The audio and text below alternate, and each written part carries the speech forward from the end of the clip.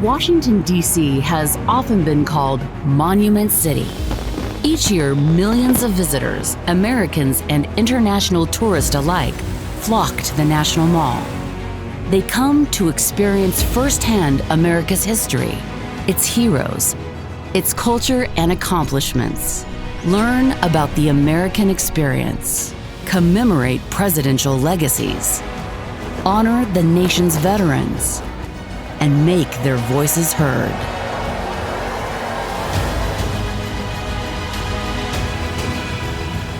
Many of the memorials are massive structures carved from marble and granite.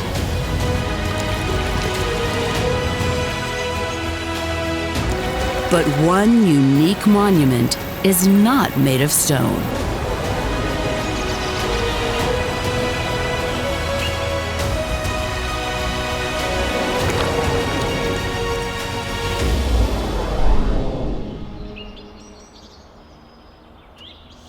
Theodore Roosevelt Island. It's a hidden gem that commemorates the life and legacy of the 26th President of the United States. This is Roosevelt's National Memorial, and it's confounding in many ways. You come and you see the nature, you come and see the man, but you often leave wondering why he's not memorialized on the National Mall. After all, if Roosevelt can be there with Jefferson, Lincoln, and Washington on Mount Rushmore, surely he can be more accessible to DC tourists. But those questions will only come to mind for those rare tourists who manage to visit the island at all.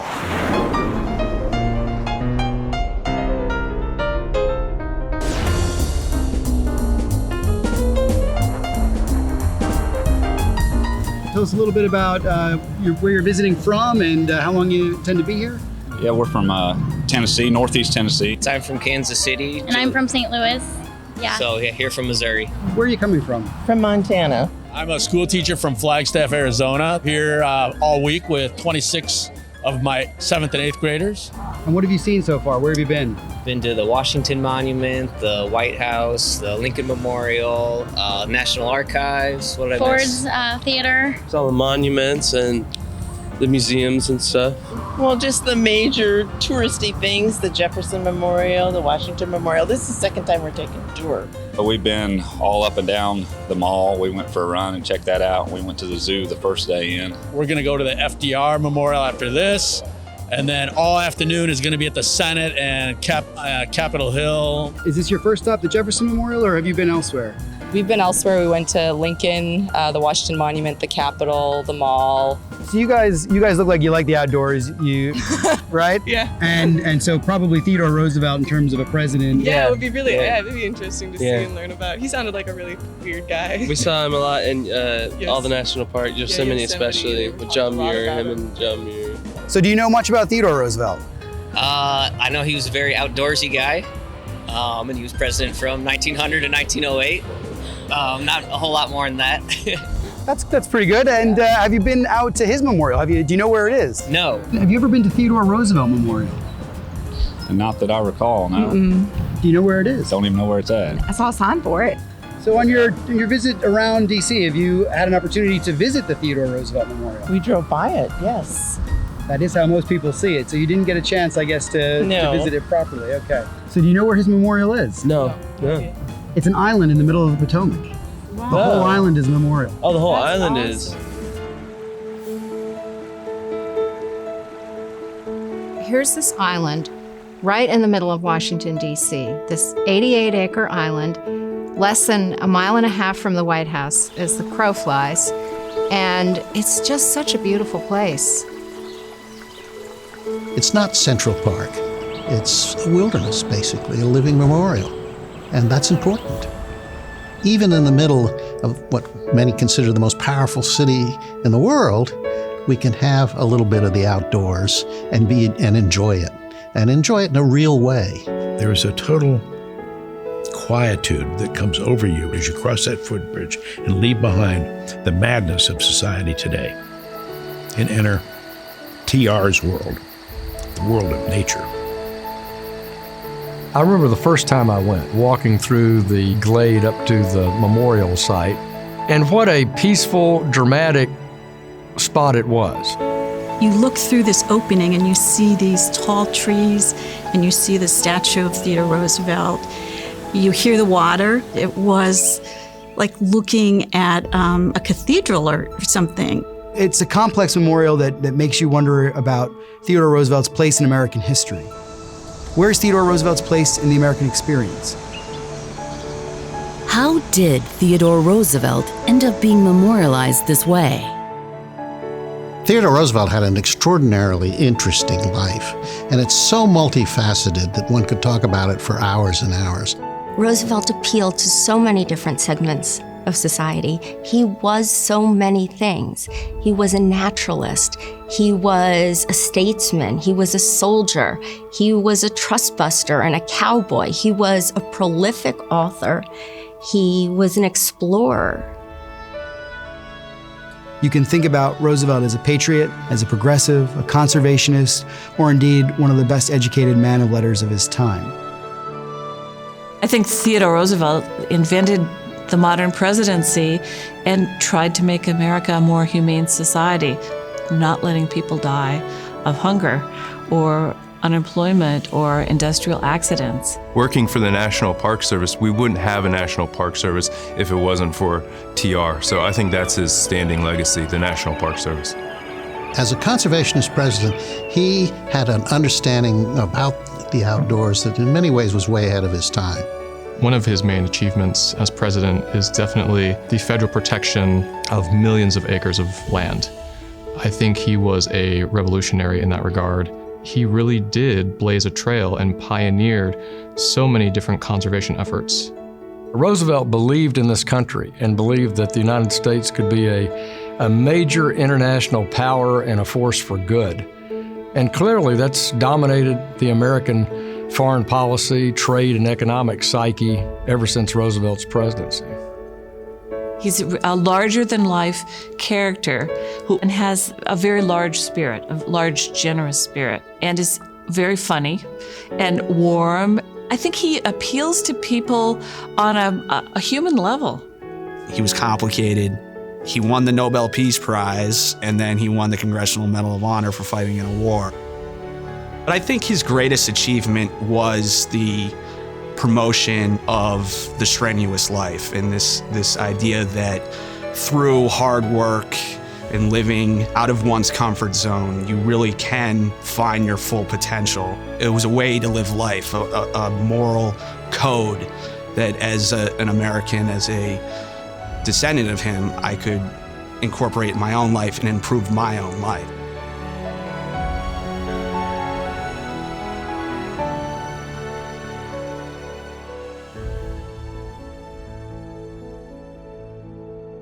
The life of this pioneering president comes to a sudden end in 1919, leaving the nation to grieve a man so popular he was expected to run a third time for president. TR was only 60 years old, but at Sagamore Hill in Long Island, his family home, he went to bed one night and had an embolism and didn't wake up in the morning. Theodore Roosevelt's death was incredibly shocking to most Americans. Vice President Marshall said that death had to take him in his sleep, otherwise there would have been a fight. And really, I think the mourning, the outpouring of grief from the nation is intensified because it's so sudden. The funeral itself and the internment at Young Cemetery is the first real memorial to Roosevelt. And people gather there and they say, this is too subdued a moment. We need to mark Roosevelt in a more monumental way. People from all walks of life mourn Theodore Roosevelt and want to be sure history never forgets him. Some of his staunchest supporters form a memorial association to make sure his legacy lives on. In 1923, the Memorial Association develops a plan to put Theodore Roosevelt on the National Mall. They decide that nothing would be more befitting the man than putting something grand in this great sacred space. Their location of choice is the tidal basin. The tidal basin is an interesting space because in the 1920s, it remains the last sacred space on the National Mall.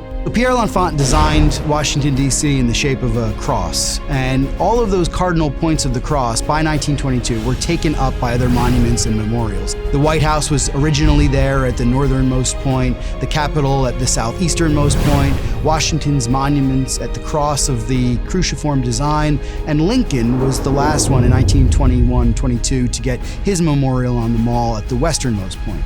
So the only remaining space is to the south of Washington's obelisk in the tidal basin.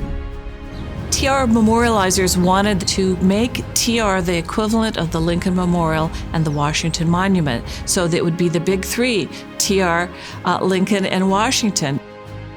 To determine exactly what the memorial would look like, the association sponsors a competition. They invite the nation's leading architects, sculptors, and landscapers to submit designs. There are two caveats. It must be artistic rather than utilitarian, and the Roosevelt family requests that there are no statues of the president. More than a dozen designers submit plans. An independent jury appointed by the Memorial Association deliberates for only one day before announcing the winner, John Russell Pope. When the Memorial Association chose John Russell Pope, they chose him because he was perhaps the greatest architectural designer of his time. The design for the memorial was, by all accounts, grand, too grand perhaps. There was 150 columns on each side, and the plaza itself that ran from Washington's monument all the way down to the end of the tidal basin would have been a huge expanse of grass, and then it would have been punctuated in the middle of semicircular colonnades by a 300-foot shaft of water. And then at the base of that water would be sculptures of a naval compass, of Beaux Arts designed sailors and ships to try and speak to the memorial legacy of Roosevelt as a great naval advocate and a man of the world. When the Memorial Association sees Pope's design, they react with surprise. The Memorial Association leadership, the president, James Garfield, said that the memorial didn't really capture what he expected. They complain that the size of the plaza, the fountain, and the sea of white marble seem to lack unity. And they aren't alone in their concerns. Edith Roosevelt said, "Do not bring the model anywhere near me." She didn't want to see it. And the children of Theodore Roosevelt were not entirely satisfied with the design either. Despite their initial misgivings, the Memorial Association officers and Roosevelt's family endorsed the design, planning to tweak it before it's finalized. They also make the case that Roosevelt's legacy warrants a place at the tidal basin. In their mind, TR deserved that. In Congress's mind, not so much. They couldn't get enough people in Congress to sign on to it. It was simply too soon for Congress or for the American public to believe that this person was as great as Washington or Lincoln. The steady dissent from Roosevelt's political opponents takes its toll. In 1926, city planners decide to use the plum spot to memorialize another president, none other than founding father Thomas Jefferson. The centennial events around Jefferson's death are taking center stage in American consciousness at that time. And so it was natural that it caught the imagination of congressmen at the time, but also the general public. And of course, the idea that there might be some monument to the founding fathers there, and the fact that Jefferson had also written much of the Declaration of Independence, meant that he seemed a more natural fit in 1926 than Theodore Roosevelt did. Of course, there are other memorials to Theodore Roosevelt. Obviously, Mount Rushmore is another testament to Theodore Roosevelt's kind of place in our pantheon of national leaders. Construction on the colossal sculpture in the Black Hills of South Dakota begins in 1927. There, Roosevelt shares the same space as Presidents Washington, Jefferson, and Lincoln. And a rebuilt version of Roosevelt's birthplace in New York City opens in 1923. But visions of a grand memorial in Washington, D.C. remain elusive. In 1930, the Memorial Association requests an alternative location from the city's planning committee. Theodore Roosevelt Island came about as a result of the Memorial Association eventually sort of girding its loins and beginning to think again about what to do after they've been shot down. The island is so special and so unique as a juxtaposition to the more classical designs for our monuments in Washington that it's a very special tribute to have a living memorial, which is really what the island is. Analostan Island, back in the 1930s, was only about 77 acres. It's now today, in the 21st century, 88 acres. It is composed mainly of forest and woodland. It also has a natural wetland area or swamp area, and it's got a shoreline on the Potomac River. Going from north to south, there's a major ridge line underlying by schist that runs down 3/4 of the island. But then on the east side, the Potomac River side, there's a lowland and a marsh down there and a swamp. And on the south end of the island is another island called Little Island, separated from the Big Island, but still part of Theodore Roosevelt Island. You can explore the whole island in an hour or two, and you can walk along the rocky shore through the floodplain forest and, walk under the tall silver maple trees and American elms and beautiful white-limbed sycamores which lean out over the river. And then you can walk into the uplands and then swing around and come back through the coastal plain on a boardwalk trail along a tidal inlet through a swamp and just have a completely different experience.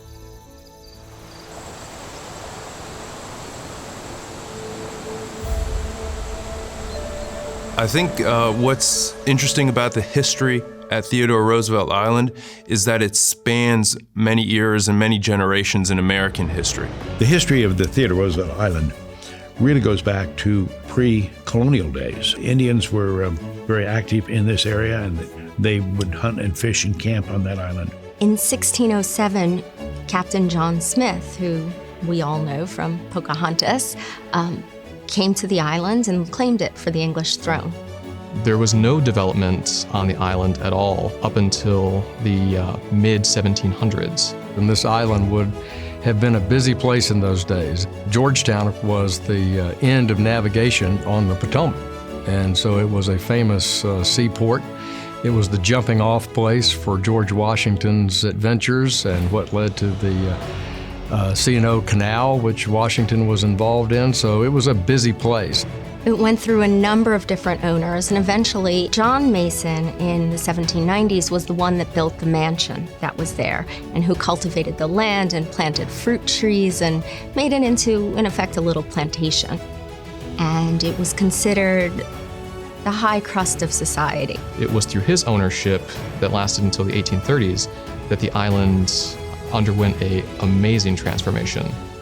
There were orchards in the northern part of the island that had apple trees and cherry trees and peach trees. But then on the southern side of the island, just south of his mansion and his estate, there were a variety of pleasure grounds. There were ornamental gardens, there were terraced gardens, different kinds of exotic tree and plant species. So it really was a whimsical place. It then went through a series of diverse ownerships thereafter. There was the Civil War period when it was essentially confiscated by the federal government to house black troops. And the first U.S. colored troop, it was housed on that island. Later on, after the Civil War, the island continues to be used for recreational purposes. Mostly sporting events, clam bakes, feasting, and even a jousting tournament. Baseball diamond was there, athletic club was there, the 100-meter dash, the world record was beaten there in a competition. It was also a site where families came to have picnics, to get away from the hustle and bustle of the city, and to take part in all sorts of children's activities. In the late 19th century, the island became an industrial site. The Great Falls Ice Company used to cut ice off the southern expanse of the island. And in the early 20th century, the Washington Gas and Light Company took over the island, purchased it, and considered making it a gas plant. Ultimately, Washington Gas and Light did nothing with the island for over 2 decades. And that led the city to begin condemnation proceedings on the island to try and force them to do something with it. The city wanted to either build condominiums there or return it to a recreation facility for the city. In the meantime, the Memorial Association negotiates and makes an offer of $364,000 to purchase the island. Washington Gas and Light think it's worth more. They want the Memorial Association to spend upwards of $400,000, which isn't really too far from what the Memorial Association had originally bid. However, the Justice Department and the condemnation proceedings value the island at only $250,000.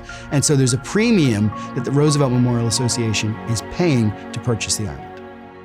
The company realizes it has lost the fight and accepts the Memorial Association's bid. In 1931, the Roosevelt Memorial Association purchased the land from the Washington Gas Light Company with the intent to use it as a site for a memorial to Theodore Roosevelt. They paid the gas company $344,000 for that island.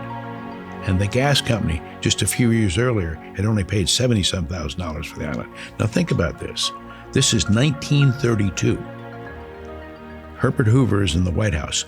We are 3 years into a major recession, and yet the association finds $344,000 to buy that island. That says that's a very strong message. And on October 27, 1932, an anniversary date of TR's birth, it was then deeded to the United States government, who then assigned it to the National Park Service. The association picks up the design process once again with a new idea. The plan of the Memorial Association was to work with landscape architects to create a memorial that was befitting our nation's 26th president. And they decided to work with the Olmsted brothers, the sons of renowned landscape architect Frederick Law Olmsted, to create a very unique wooded landscape right in the heart of DC. And so the concept they had was to create a living memorial to Theodore Roosevelt by creating on this island a primeval forest of the past that Theodore Roosevelt was so comfortable in.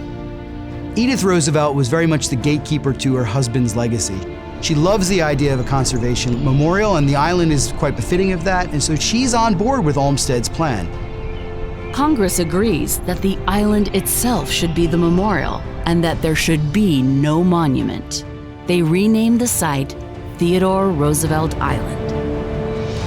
In order to bring Frederick Law Olmsted Jr.'s plan and his mission for the island to fruition, the Civilian Conservation Corps comes in and completely removes all traces of buildings, structures, and exotic materials that had been placed on the island in the years previously. The CCC worked on the island from 1935 until 1937, and the 2 years of work they put in the island transformed it radically from something that was weed-ridden and full of dead wood to something that had become a natural sanctuary that resembled something that could have been seen during the colonial times in Washington, D.C. There were over 35,000 hardwood shrubs and trees planted to create this native successional woodland, which was a tremendous effort during the 1930s. In 1938, although there's no formal dedication or ceremony, the island opens to the public and tourists begin visiting. Getting to the island is difficult since it's only accessible by boat and there is no ferry service. Along with the quiet launch, the memorial's location contributes to its low profile. Its first stint as a tourist attraction is short-lived. During World War II, the government used the island as a demolition spot to test out explosives. And the island was not maintained. The invasive species began to repropagate. And the island became a mess again. And so the work had to begin anew following World War II. In 1947, after the war, Olmsted revives his dream for the island. But there's a problem. Olmsted, after World War II, is still around, still arguing and advocating for the primeval forest, and he produces a report that he gives to the Memorial Association to try and ensure that they live up to the original plan and design of the site. And of course, there's not the same public interest in the site. It's no longer a new site. It was already opened up to tourists, and so the grand opening, in a sense, had already passed.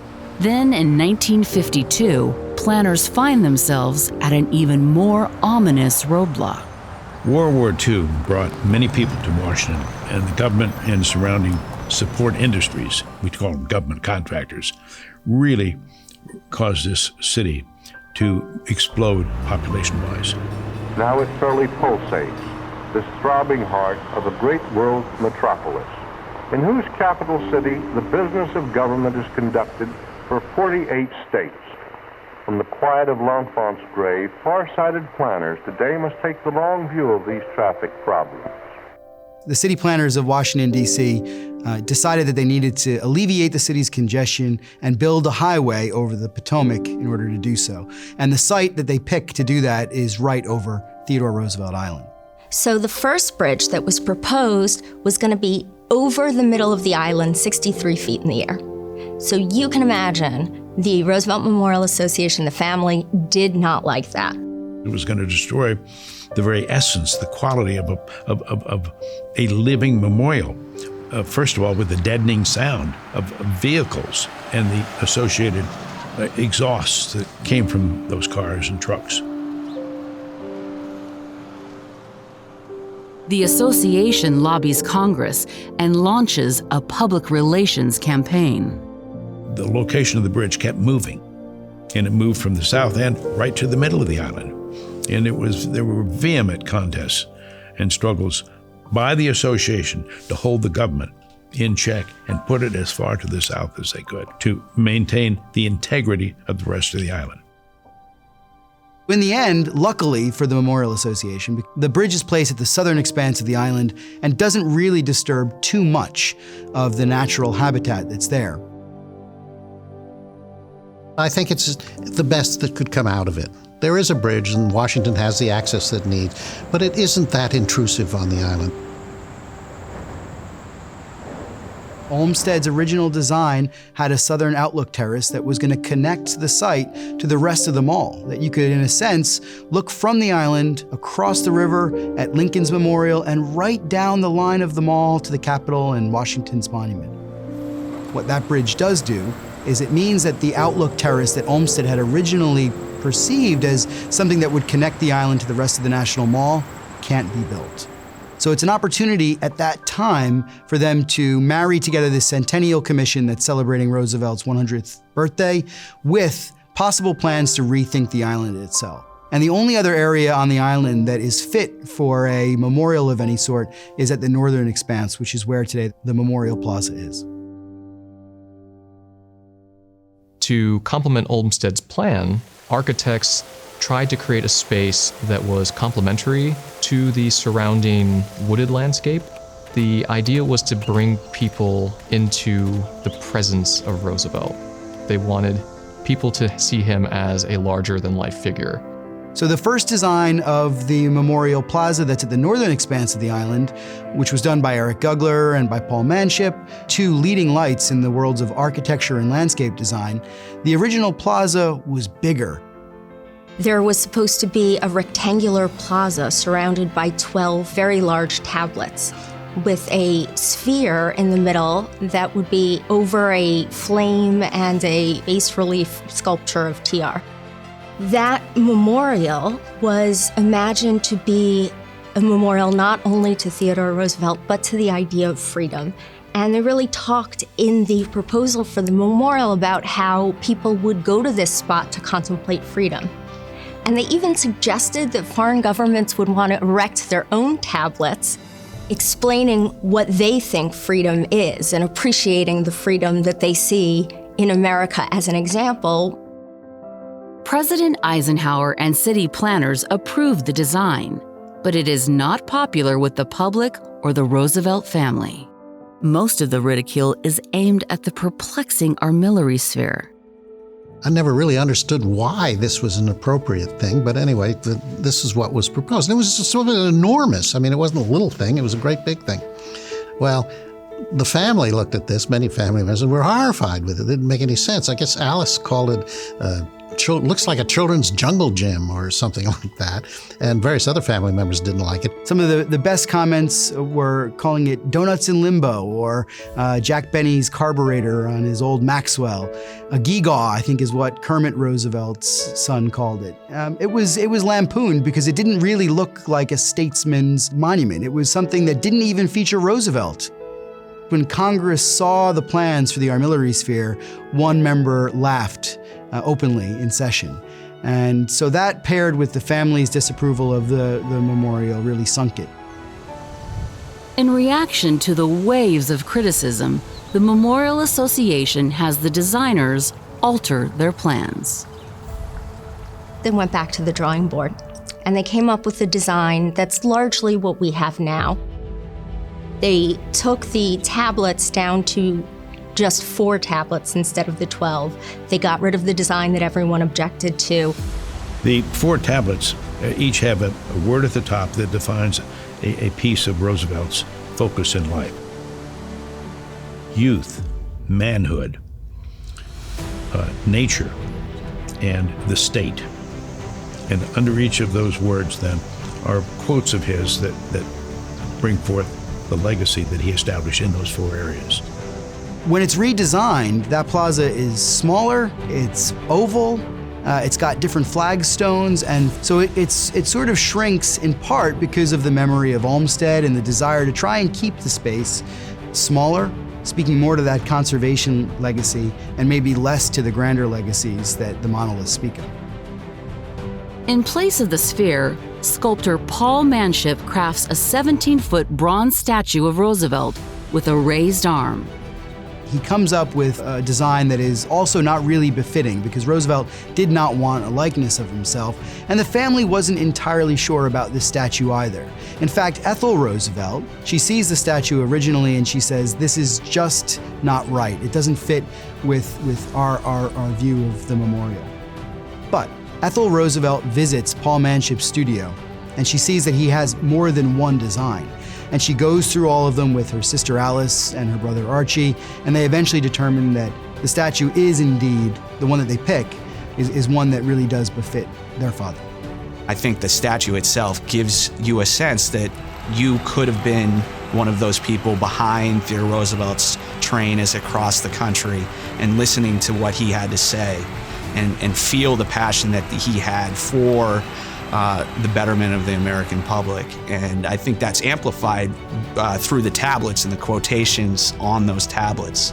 So one almost feels like she's at a political rally that Theodore Roosevelt's giving when you're in that space.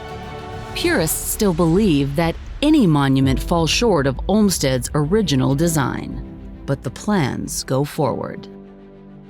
The National Park Service installs a pedestrian bridge and bathrooms on the island.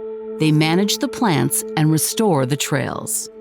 In 1967, almost a half-century after Theodore Roosevelt's untimely death, the Memorial Plaza is finally completed. The plaza is dedicated by Lyndon Johnson, then our sitting president. With him is the Roosevelt family, including the infamous Alice Roosevelt, Earl Warren, Chief Justice of the Supreme Court, and Stuart Udall, the Secretary of Interior. Roosevelt's Square Deal was very much the forerunner to Franklin Roosevelt's New Deal, maybe even Harry Truman's Fair Deal. And these 3 progressives talk about Roosevelt as a progressive in a way that actually the monoliths don't, or indeed the site itself doesn't. And I think it's really fitting that you've got those 3 speakers on the day urging people to remember Roosevelt as a progressive. Who knows what was going on in their minds then? But it's quite something to put this in context and think about, with a war raging in Vietnam, you've got to think of LBJ sitting there thinking about his legacy. You really wonder what was in the minds of the celebrants.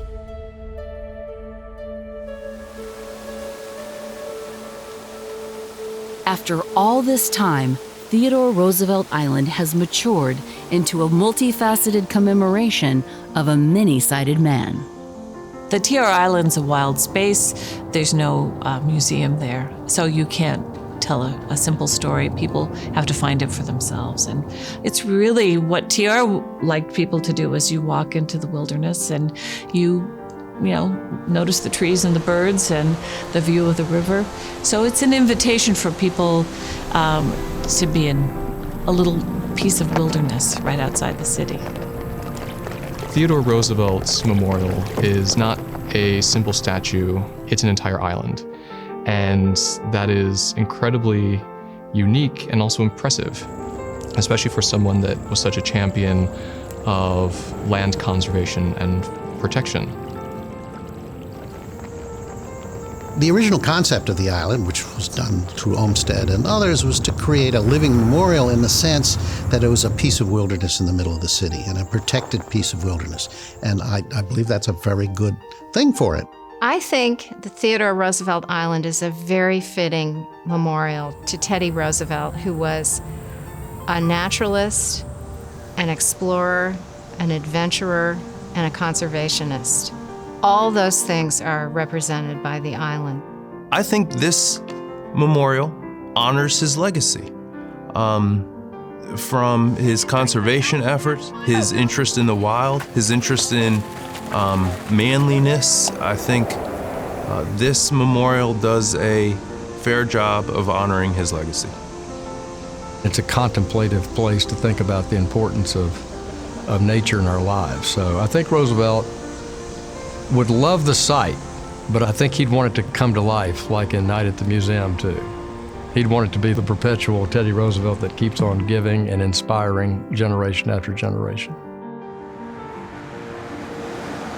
I think Theodore Roosevelt Island is a perfect place for a monument to Theodore Roosevelt because unlike the mall, which is a little curated and on the beaten path, Theodore Roosevelt was anything but curated and on the beaten path. Today, miles of trails winding through wooded uplands and swampy bottomlands honor the legacy of a great outdoorsman and conservationist. I also love the fact that from the tidal marsh, you look through the willow trees to the Kennedy Center, and it's such a dramatic view of the Kennedy Center. And a little bit south of there is the Lincoln Memorial. So you've got this wild tidal marsh and then these iconic Washington monuments and memorials right across the river. The island's 88 acres offers a unique opportunity to preserve a piece of our national identity. If our children and our youth of today and tomorrow are properly introduced to that world and understand its lasting value as a natural world. With so many options for interpreting the site, determining how best to engage with visitors is an ongoing challenge for the National Park Service. Through interpretation, we hope to create an intellectual or emotional connection to the resource. That connection will help the visitor to value these resources so that they want to protect them for future generations. We do that through interpretive programs, through educational programs. We do that through volunteer experiences. We do that through outreach. There's a lot of opportunities for further interpretation there. And I think that the Memorial Association and the Park Service and the Friends Group are all aware of that and are all united in wanting to proceed a little further down that path, illustrating why he was not only important then, at the time that he lived, but why his ideas still affect us and the world that we live in today. Do we focus more on the wilderness side? Do we focus more on the memorial side? How do we balance that? That's the questions that's facing us now with Theodore Roosevelt Island. And because it's a living memorial, the public is encouraged to take part in preserving the island. The National Park Service relies very heavily on our partners and our volunteers to help us with the mission of preserving National Park Service sites. Organizations like the Memorial Association, like Friends of Theodore Roosevelt Island, they provide a crucial service to not only the park, but to the nation. The Park Service really does as much as they can with what they have. And then the Friends group plans on top of that. So we work very much with the Park Service at every step. We make sure the Park Service is comfortable with everything that we're doing, and we listen to them and hear what their needs are, and we try to expand into those areas. The Friends group is focused on 3 major areas: park preservation, park promotion, and volunteer experiences. And in our very short time period, we've been able to make some advances in all 3 areas while helping the Park Service at the same time. We have a great cadre of volunteers, and that's a way in which the Friends group has been able to help the Park Service. We've been on the ground for cleanup events and weed warrior events. The Theodore Roosevelt Association has also participated in cleanups of the island.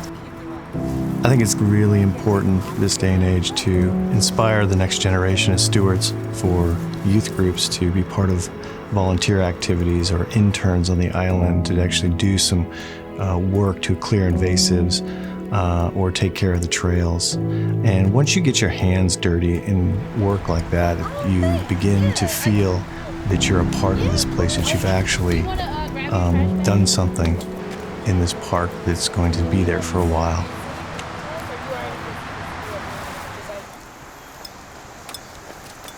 It's a wooded island, and it's in the middle of the Potomac River. And the only way you get there is across the footbridge that has an arch to it. Just walking from Virginia, from a parking lot, across this bridge is transformational. I think more people need to know about it. I think if more people knew about it, they would love it. Washingtonian Magazine called it a hidden gem, which is true, but I'm not sure why it has to be hidden.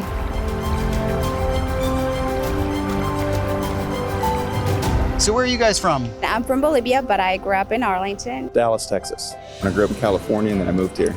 Arlington, right around the corner, yeah. So you're locals, and have you been out here before? We have. We come here pretty regularly.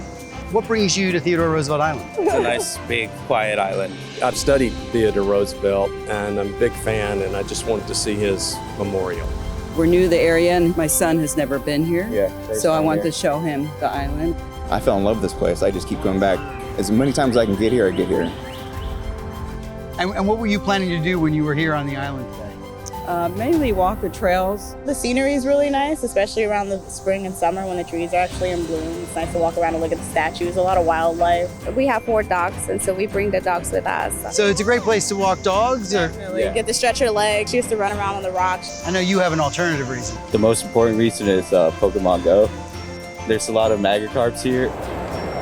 There's so many things you'll see. You'll see snakes here that you won't see anywhere else. You'll see just the ecosystem here. I don't think you're really going to see anywhere on the mainland. You don't see it anymore because it's all pretty much gone, been like covered over or asphalt, but it's still here, and it's amazing. What do you know about Theodore Roosevelt? I know he was a U.S. president. Speak softly and carry a big stick. That's all I remember. Yeah, that's like his most memorable quote. He was all-American, and I think he defined what we were as an early country. He was into science, and definitely he was a historian. He was all about preserving things like this and nurturing and developing the next generation, which is why I really, really respect and love Theodore. I think he's one of the best presidents. So do you think this spot captures the essence of the man? Well, I think he was really into nature, and the quotes that he has here are really inspiring. So I think this just kind of shows who he was as a person. I don't think anything else, like the cold marble or anything like that, anything that's dead, really wouldn't do the man justice. I come around here and I look at the statues a lot, and it definitely portrays like a great image of them. He was one of those guys that he was bigger than life, and you knew when he walked in the room, and I think the statue does a good job of that. What is your favorite feature of the memorial here on the island? The surrounding body of water. We saw a few kayakers out there. It looked really fun. Made me want to go out there and do it. It's very tranquil. I think the trees and the hills and the breeze is beautiful. Teddy probably should have a fishing pole in his hand or something because we're in the middle of nature. There's a running trail back there people know about. It's like this big giant wooden bridge and it goes across the water and it's so beautiful. And you wouldn't know it unless you run. So it kind of rewards you for being a little bit more athletic, a little bit more adventurous. So there's rewards for coming here and being a little bit more daring, I would say. There's sort of a Theodore Roosevelt legacy in that, isn't there? Exactly, that's exactly right. How do you think this place compares to other memorials in Washington? I mean, it's an island by itself, so it's definitely one of the top. It's unique and it's different in that it's in the middle of a forest, if you will, on an island. And I think Teddy Roosevelt probably would like that. This was alive. It's living and breathing. It's constantly changing. It changes with the weather. It changes with the seasons. The Lincoln Memorial, it has its own place in history and its own location. I think it's well done, but this is the perfect place, I think, for Teddy Roosevelt. This is one of the few monuments that can actually change your mood. You come here and you may be a little bit down or whatever, and walk around for a bit, you feel rejuvenated. Theodore Roosevelt would want a memorial much like the one that he has. I think he would love the fact that it's an island and that you have to work to get there. It is very presidential in a uniquely Theodore Roosevelt way. In a city that's lots of concrete and marble tributes to presidents, we've got this great place, green space, and Theodore Roosevelt really has the best memorial. It's slightly off the beaten track, and it's also something that when you visit, you can't forget, because it is unlike any other monument in DC. It's a place where one goes even for a few minutes to get away from the madness of the world. And I'm so indebted to the association for creating that island and fighting to save it for so many years and keep it preserved, just as we're now doing again. There are occasional people who have never been there, and sometimes people will say, I've always wanted to go there. And I say, go.